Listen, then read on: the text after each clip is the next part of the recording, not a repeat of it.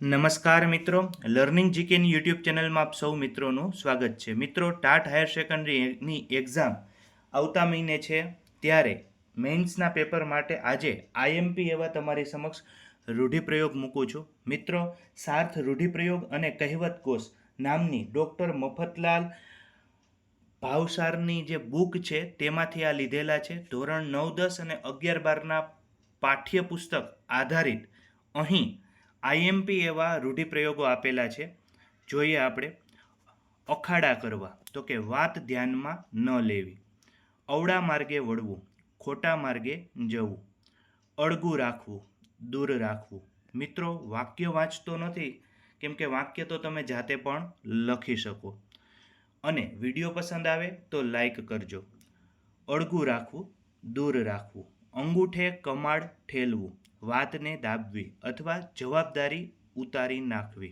આકાશ પાતાળ એક કરવા, મોટી ઉથલ પાથલ મચાવી દેવી. આળસ ખંખેરવી, કાર્ય કરવા તત્પર થવું. આંખ આડા કાન કરવા, જોયું કે સાંભળ્યું નથી એમ કરવું, ધ્યાન ન આપવું.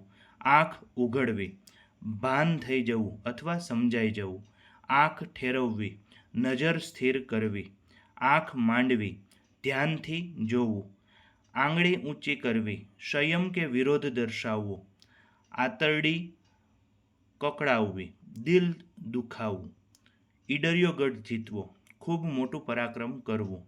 ઉત્સાહ ઓસરી જવો, ઉત્સાહ ઓછો થવો.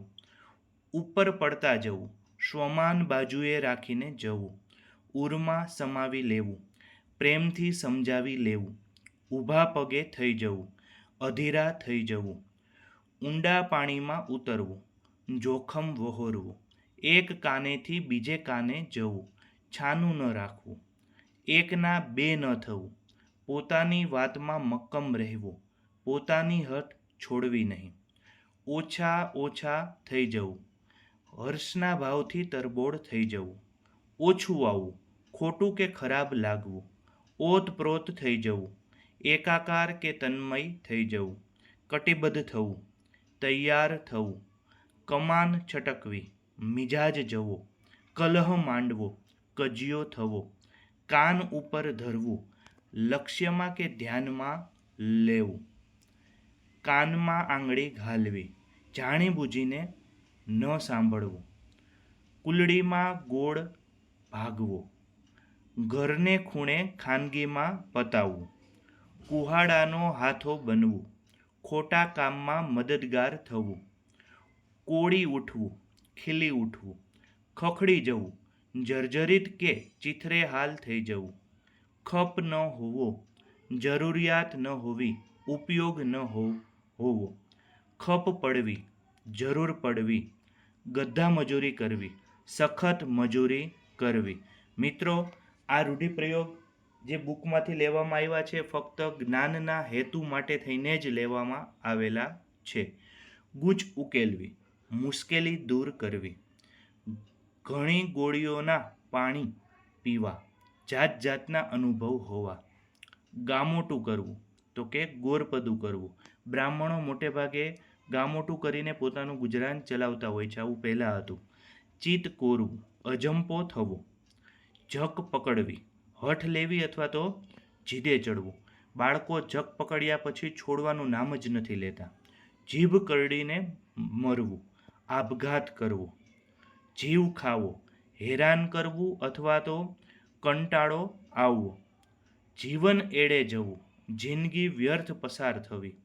જીવની જેમ જાળવવું, અત્યંત કાળજી રાખવી અથવા ખૂબ સંભાળ રાખવી. જીવ સટોસટની લડાઈ, તો કે છેલ્લા શ્વાસ સુધીની લડાઈ. જોટો જડવો, એક વસ્તુને બધી રીતે મળતી આવતી બીજી વસ્તુ મળવી. ઝીણી નજરે જોવું, ધારી ધારીને જોવું. ટીકી ટીકીને જોવું, તો કે ધારી ધારીને જોવું અથવા એક નજરે જોવું. બંને એક જ વસ્તુ છે, બંને એક જ રૂઢિપ્રયોગ છે. તલવાર તાણવી, સંઘર્ષમાં ઉતરવું. તાકી રહેવું, એકી નજરે જોયા કરવું. તાગ પામવો, અંદાજ કાઢવો.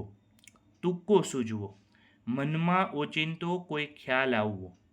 દાંત ખાટા કરવા, હેરાન પરેશાન કરી નાખવું, દીવા જેવું દેખાવું, સ્પષ્ટ દેખાવું, ઘુવડને રાત્રે દીવા જેવું દેખાય પણ દિવસે નથી દેખાતું, દુબાઈ જવું, નારાજ થઈ જવું, દ્રષ્ટિ સંપાત કરવું, એક નજરે જોવું, ધૂણી ધખાવવી, મુકામ કે પડાવ નાખવો, ધૂળ કાઢી નાખવી, ખૂબ ઠપકો આપવો, નભી રહેવું, ટકી રહેવું, નાક કાઢવું, આબરૂ મેળવવી, નાક લીટી ખેંચવી, અત્યંત દીનતાથી શરણે થવું. મિત્રો, તમારે આમાં ને આમાં બીજા રૂઢિપ્રયોગ જોતા હોય તો અચૂક કોમેન્ટ દ્વારા જણાવજો. નાકે દમ આવવો, બહુ હેરાન થવું, નાકે દમ લાવવો, બહુ હેરાન કરવું. નાકે દમ આવવું એવું હોય તો બહુ હેરાન થવું, અને નાકે દમ લાવવું એટલે બહુ હેરાન કરવું. વાર્ષિક પરીક્ષાની તૈયારી કરવામાં તો મારે નાકે દમ લાવી દીધો છે.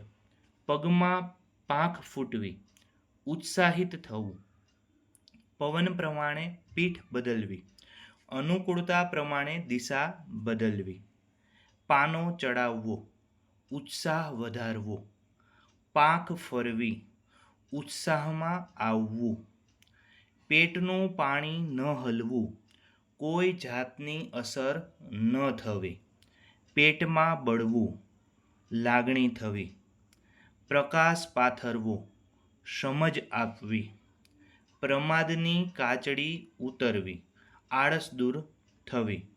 સંકેતને સવારની નિશાળ થતાં તેના પર પ્રમાદની કાચડી ઉતરી ગઈ અથવા તો એની આળસ જે છે તે દૂર થઈ ગઈ.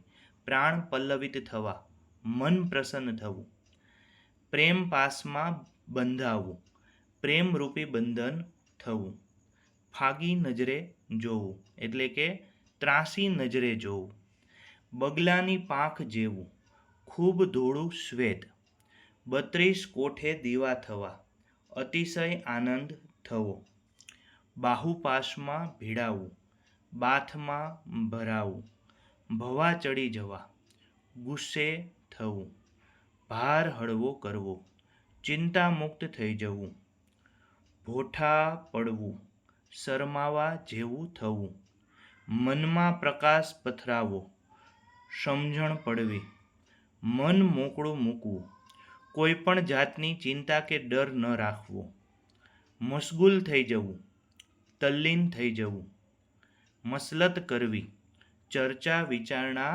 કરવી, માથું ખાવું, મગજને થકવવું અથવા તો તસ્દી આપવી, માથું મારવું, દખલગીરી કરવી, મીટ માંડવી, આશા રાખવી, મીનમેખ કરવો, કોઈ પણ જાતનો ફેરફાર કરવો, મુખ સિવાય જવું, કંઈ જ ન બોલવું, કંઈ જ ન બોલી શકવું, મોંમાંથી શબ્દો નીકળવા, મોકળા મનનું, ખુલ્લા દિલનું, નિખાલસ, મોકળા મનનું હોવું, ખુલ્લા દિલનું હોવું, મોકળા મને વાત કરવી, ખુલ્લા દિલથી વાત કરવી, મોં ઉતારી જવું, નિરાશ થવું, મોં ફેરવી લેવું, રીસ કે કંટાળો જે છે બતાવવો, જીવનની સફળતા ન શાખનારા વિરોધીઓને તેની સામેથી મોં ફેરવી લીધું, મોંમાં પાણી આવવું, ખાવાની તીવ્ર ઈચ્છા થવી, રોટલો ટળી જવો, ગુજરાન અટકી જવું, રોષે ભરાવું, ગુસ્સે થવું, લોહી વહેડાવવું, સંહાર કરવો, વળતા પાણી થવા, જોર ઓછું થવું અથવા પ્રભાવ ઓસરવો, વારી જવું, ફિદા થઈ જવું, આફરીન થઈ જવું, શીંગડું થઈ જવું, ઠૂઠવાઈ જવું, શેકેલો પાપડ પણ ભાંગી ન શકવો, તદ્દન નબળા પડી જવું, સવા શેઠ સૂંઠ ખાધેલી હોવી, તાકાત ધરાવવી, સોપારા ગણવા, સિફતપૂર્વક છટકી જવું અથવા તો છેતરવું. આજના પોલીસો ગુંડાઓને જોઈને સોપારા ગણી જતા જોવા મળે છે. હાડકાં વાળવા, મહેનત કરવી, હોડાહોડ ઉકલી જવું, અંગે અંગમાં સમાઈ જવું, હાથ ખંખેરી નાખવા, આશા છોડી દેવી, હાથ મિલાવવો, સહકાર પ્રાપ્ત કરવો અથવા મૈત્રી બાંધવી, હાથ વગું હોવું, પાસે હોવું, હાર જીરવવી, હારને પચાવવી, હિસાબ લેવો, ઉલટ તપાસ કરવી, હૈયું ખોલવું, કોઈ પણ જાતનો સંકોચ ન રાખવો, હૈયે ઉકલી જવા, મન અત્યંત પ્રસન્ન થઈ જવું, હૈયું દળાવવું, ભારે ભીંસ અનુભવવી અને હોઠ કરડવા, ગુસ્સે થવું. મિત્રે અપમાન કરવાનું શરૂ કરતા મહેશે હોઠ કરડ્યા. અસ્તુ. જય હિન્દ, જય ભારત.